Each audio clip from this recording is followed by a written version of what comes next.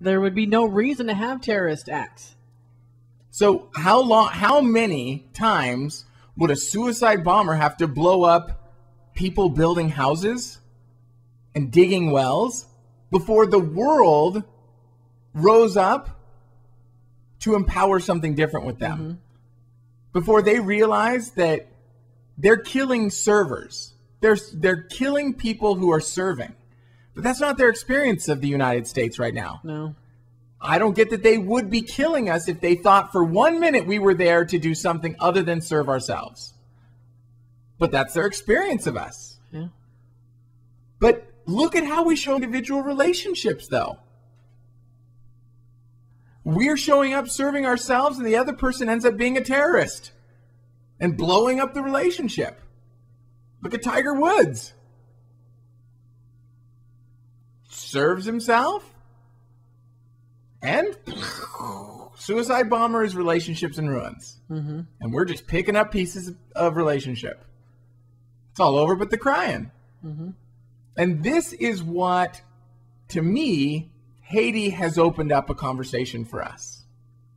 And it truly is a miracle. Because I do believe that America has the opportunity to shift out of their recession as a result of how we as Americans are choosing to show up outward focused in service. Because for all intents and purposes, the events of 9/11 should have resulted in a catastrophic breakdown of our economy. But it didn't. Right. There was this little glitch for a couple months. But magically, coming out of 9/11, we experienced 8 years of real estate booms and investment profits and unprecedented abundance. Because whatever we were doing prior to that required a wake-up call. And whether we're willing to see it or not, the terrorist attacks on the United States are the same as an earthquake in Haiti or a tsunami in Asia. All it is a result to cause us to wake up. So are we going to hear it? Are we going to wake up? I am. I am. Okay. I am, and I get that we're here to invite our audience to wake up. Because it has to start somewhere. It's time for us to step up and serve. To be outward focused as citizens of a planet, not of a country.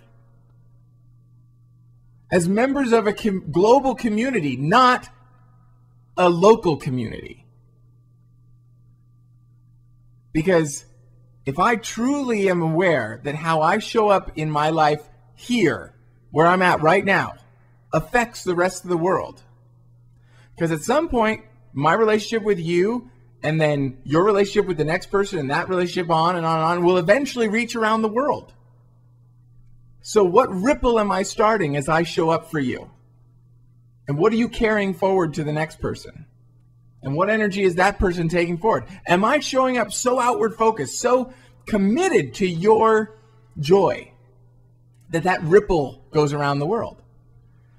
That when someone in the United States government wants to stand up and fight, we as citizens choose different.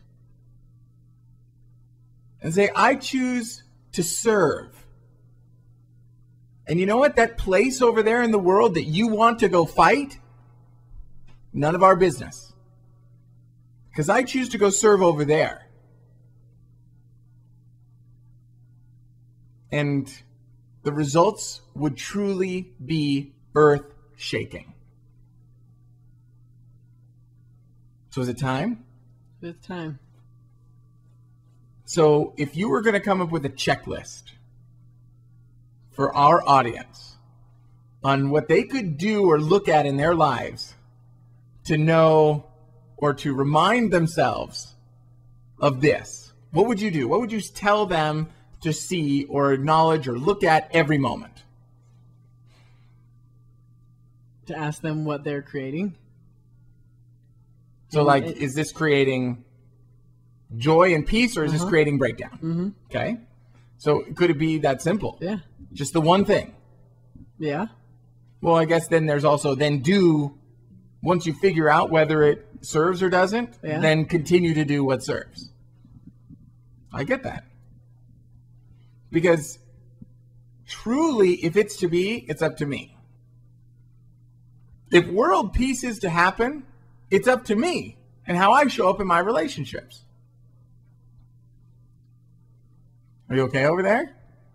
What's coming up for you? Nothing. Okay. I'm good. Okay.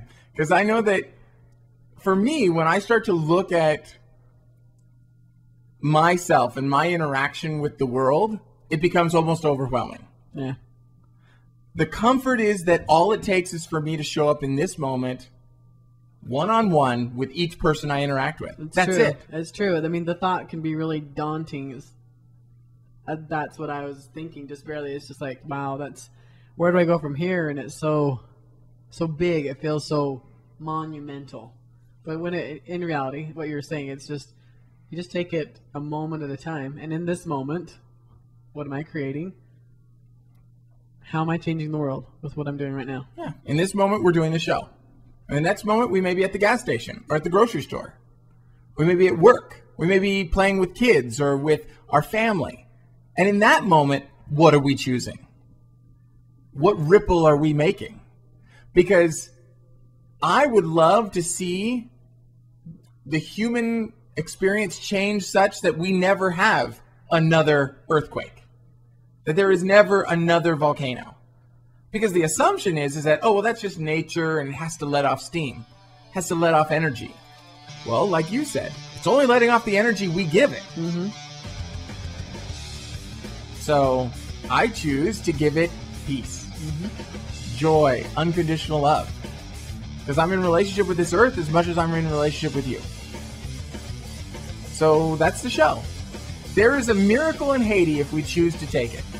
And that is an opportunity to be outward focused and not just walk away from it in a couple weeks when this story is eclipsed by other madness.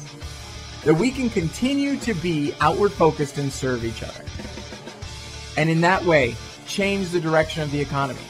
Change the direction of the world. That's all it takes. And that is the miracle of Haiti. So it's in your hands now. So take it on. Melissa, thank you. You're amazing. Thank you. I love having you here. And take it on. Let's go, people. We'll see you next time. Bye. Talk is Cheap is a 16 Stone Media production. This show is hosted by Jason Beckett and co-host Melissa Barlow. All rights reserved. Copyright 2009.